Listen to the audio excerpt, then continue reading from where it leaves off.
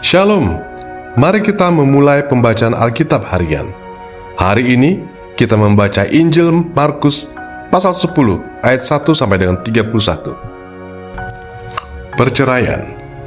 Dari situ Yesus berangkat ke daerah Yudea dan ke daerah seberang sungai Yordan, dan situ pun orang banyak datang menguruni dia. Dan seperti biasa, ia mengajar mereka pula. Maka datanglah orang-orang Farisi, dan untuk mencoba Yesus, mereka bertanya kepadanya, apakah seorang suami diperbolehkan menceraikan istrinya? Tetapi jawabnya kepada mereka, apa perintah Musa kepada kamu? Jawab mereka, Musa memberi izin untuk menceraikannya dengan membuat surat cerai.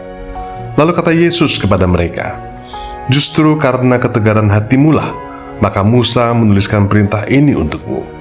Sebab pada awal dunia, Allah menjadikan mereka laki-laki dan perempuan. Sebab itu laki-laki akan meninggalkan ayahnya dan ibunya, dan bersatu dengan istrinya, sehingga keduanya itu menjadi satu daging.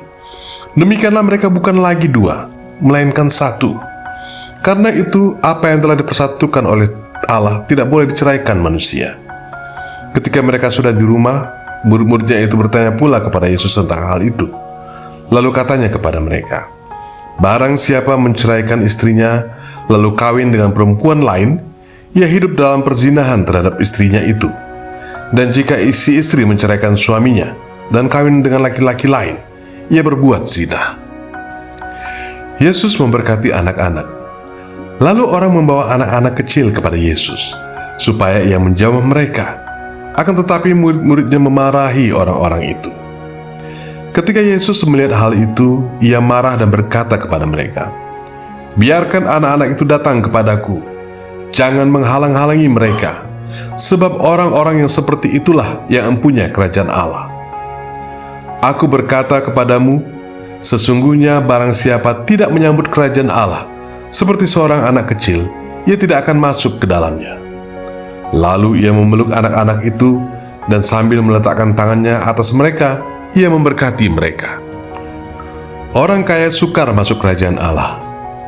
Pada waktu Yesus berangkat untuk meneruskan perjalanannya, datanglah seorang laki berlari-lari mendapatkan dia, dan sambil bertelut di hadapannya, ia bertanya, Guru yang baik, apa yang harus kuperbuat untuk memperoleh hidup yang kekal?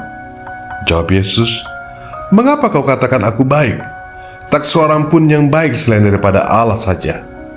Engkau tentu mengetahui segala perintah Allah. Jangan membunuh, jangan berzina, jangan mencuri, jangan mengucapkan saksi dusta, jangan mengurangi hak orang, hormatilah ayahmu dan ibumu. Lalu kata orang itu kepadanya, Guru, semuanya itu telah kuturuti sejak masa mudaku.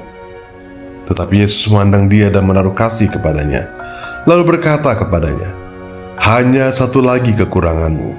Pergilah, jualah apa yang kau miliki, dan berikanlah itu kepada orang-orang miskin, maka engkau akan peroleh harta di sorga. Kemudian datanglah kemari, dan ikutlah aku. Mendengar perkataan itu, ia menjadi kecewa, lalu pergi dengan bersedih, sebab banyak hartanya.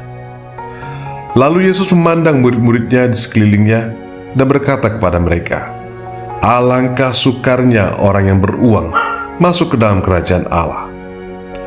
Murid-muridnya tercengang mendengar perkataannya itu.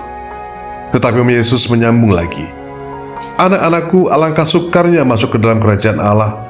Lebih mudah seekor unta melewati lubang jarum daripada seorang kaya masuk ke dalam kerajaan Allah. Mereka makin gempar dan berkata seorang kepada yang lainnya, jika demikian, siapakah yang dapat diselamatkan? Yesus memandang mereka dan berkata, bagi manusia hal itu tidak mungkin, tetapi bukan demikian bagi Allah.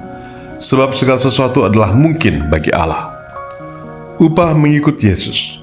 Berkatalah Petrus kepada Yesus, kami ini telah meninggalkan segala sesuatu dan mengikuti Engkau.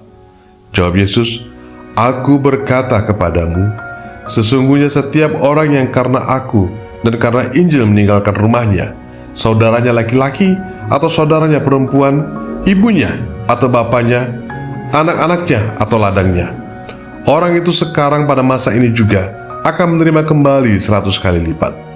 Rumah, saudara laki-laki, saudara perempuan, ibu, anak dan ladang, sekalipun disertai berbagai penganiayaan, dan pada zaman yang akan datang, ia akan menerima hidup yang kekal. Tetapi banyak orang yang terdahulu akan menjadi yang terakhir, dan yang terakhir akan menjadi yang terdahulu. Tuhan Yesus, terima kasih untuk firman-Mu hari ini.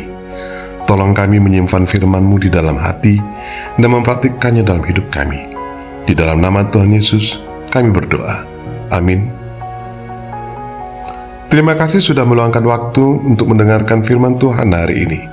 Kiranya firman ini menjadi terang dan kekuatan. Sampai jumpa besok.